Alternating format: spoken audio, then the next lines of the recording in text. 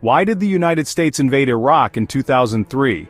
The official reason, the one that echoed across the airwaves and in the halls of power, was the firm belief that the dictator Saddam Hussein was hiding a massive and threatening arsenal of weapons of mass destruction. But after the invasion, after the fall of Baghdad, a thorough and exhaustive search was conducted, and no weapons were found. So what went wrong? Was it all a deliberate lie, or was it something even more complex, more tragic, and more philosophically profound? In his masterful and gripping book, The Achilles Trap, the Pulitzer Prize-winning journalist Steve Coll takes us deep inside the secret, 40-year-long intelligence war between the CIA and Saddam Hussein to answer that very question. This is not a story about the politics of the Iraq War. It is a story about the years and decades that led up to it. It is a real-life spy thriller, a story of secrets and deception, and a deep philosophical case study in how a catastrophic misunderstanding can change the course of history. It is the story of two enemies, each caught in their own trap of fear, locked in a fatal dance of perception and paranoia. The mind of a dictator.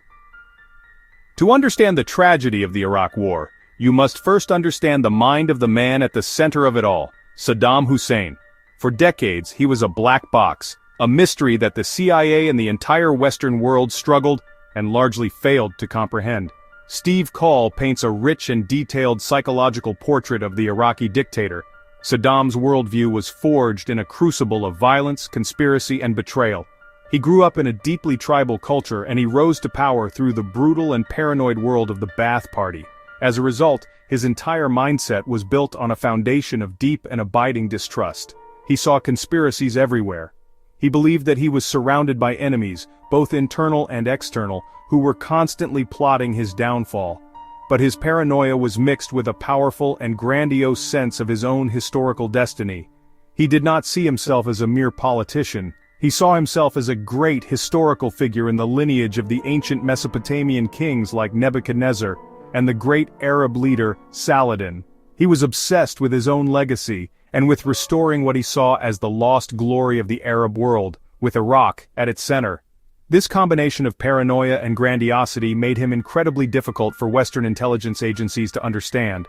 But there was one single overriding fear that dominated all of his strategic thinking, one that the CIA consistently underestimated.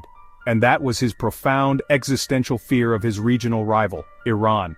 The bloody, brutal, and decade-long Iran-Iraq War of the 1980s was the defining event of his rule. It was a war that nearly destroyed his country, and his entire foreign policy, his every move on the world stage, was primarily designed to prevent it from ever happening again. This fear of Iran was his Achilles heel, and it would lead him into a fatal trap. The Bluff, Saddam's deadly poker game. This brings us to the central tragic paradox of the entire story.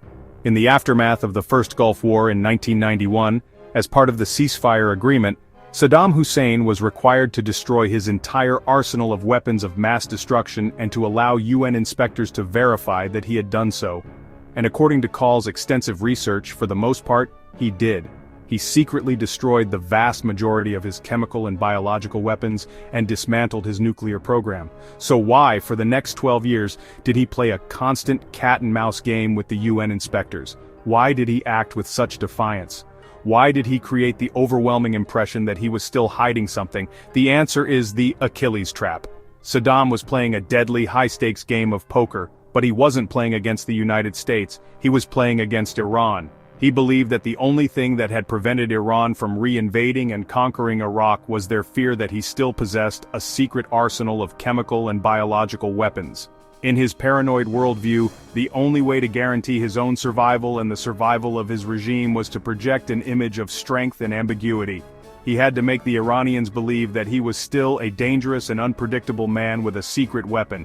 So, he was bluffing. His defiant and secretive behavior, his refusal to fully cooperate with the inspectors, his entire song and dance of deception, was a performance. It was a carefully calculated strategy designed to deter his greatest enemy, Iran. The problem was that there was another audience watching this performance with growing alarm: the United States. And the CIA and the American government completely misread the play. They interpreted Saddam's secretive and defiant behavior not as a bluff aimed at Tehran, but as definitive proof that he was hiding a massive WMD program from Washington. They were watching the same movie, but they had a completely different interpretation of the main character's motives.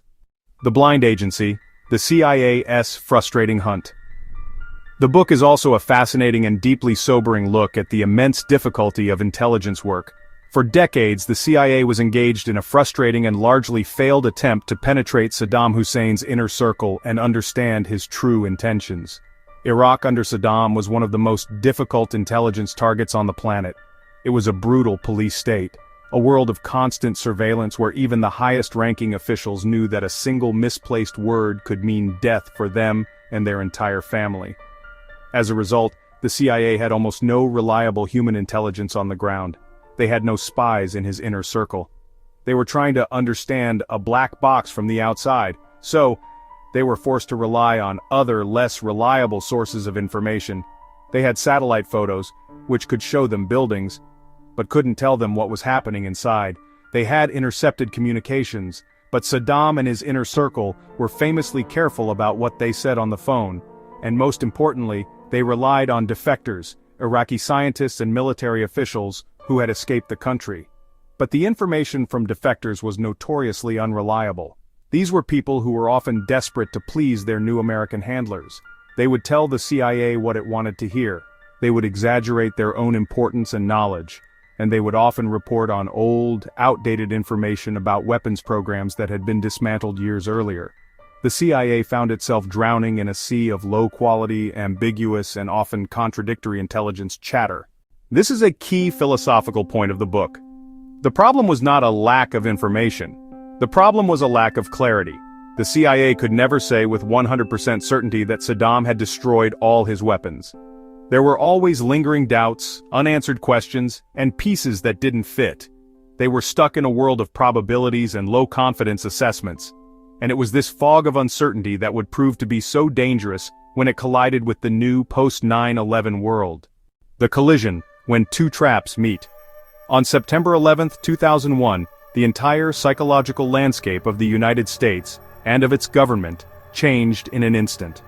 The attacks created a new and overwhelming sense of vulnerability and fear, and in their wake, the administration of President George W. Bush adopted a new, aggressive national security doctrine, the doctrine of preemption.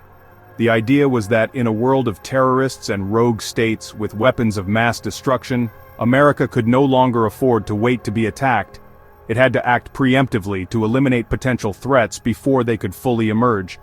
Suddenly, Saddam Hussein, a dictator who had been a chronic but manageable problem for a decade, was seen in a new and much more threatening light. The Bush administration's top officials, particularly Vice President Dick Cheney and Secretary of Defense Donald Rumsfeld, were convinced that Saddam was a dangerous tyrant who had a history of using chemical weapons, and that it was only a matter of time before he acquired a nuclear weapon and shared it with terrorists. This new, fear-based mindset became the powerful and distorting lens through which all the ambiguous intelligence from the CIA was now viewed. The CIA's low-confidence assessment that Saddam probably had some chemical and biological agents was transformed in the political arena into the certain fact that he had a massive, active, and threatening WMD program. The absence of definitive proof was, itself, seen as proof of how cunning and deceptive Saddam was. This is the moment when the two traps finally collided. Saddam Hussein was caught in his Achilles Trap, bluffing to deter Iran, and the United States government was caught in its own 9/11's trap, a state of heightened fear and a new resolve to eliminate any and all potential threats. Saddam's bluff, which was aimed at Tehran, was now interpreted by a terrified and determined United States as a direct and imminent threat to its own security. The catastrophic misunderstanding was now complete. The path to war was set. The anatomy of a tragic intelligence failure. The Achilles Trap is, in the end, a profound and cautionary tale about the anatomy of a massive intelligence failure. But Steve Coll's argument is more subtle and more tragic than a simple story of political lies. He argues that the road to war was paved not necessarily with deliberate deception but with a profound and systemic failure of perception. The central psychological error that both sides made was mirror imaging. This is the common intelligence trap of assuming that your adversary thinks like you do, that they share your values and your rational calculations. The CIA and the White House looked at Saddam Hussein and they saw a rational actor, in their terms. A rational actor would not risk his entire regime by playing a pointless game of hide-and-seek with UN inspectors if he had nothing to hide. Therefore, his defiance must be proof that he had WMDs. They were incapable of putting themselves in his shoes, of seeing the world from his paranoid post-Iran war perspective. They couldn't comprehend that he was playing a different game, for a different audience. Saddam, in turn, also made a fatal mirror imaging error. He looked at the United States, a hyperpower, and he assumed that its actions must be based on a cold, rational, and well-informed calculation.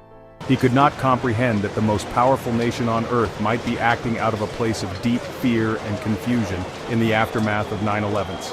He couldn't believe that they would actually launch a full-scale invasion based on a misunderstanding of his bluff. The final, heartbreaking message of the Achilles Trap is that history is often driven not by clear intentions and rational plans, but by the tragic and unforeseen consequences of fear, of paranoia, and of our profound inability to truly understand the minds of our adversaries. It is a timeless, philosophical warning about the dangers of misperception in a world of high stakes. It's an inquiry into how easily the path to war can be paved with a series of false assumptions.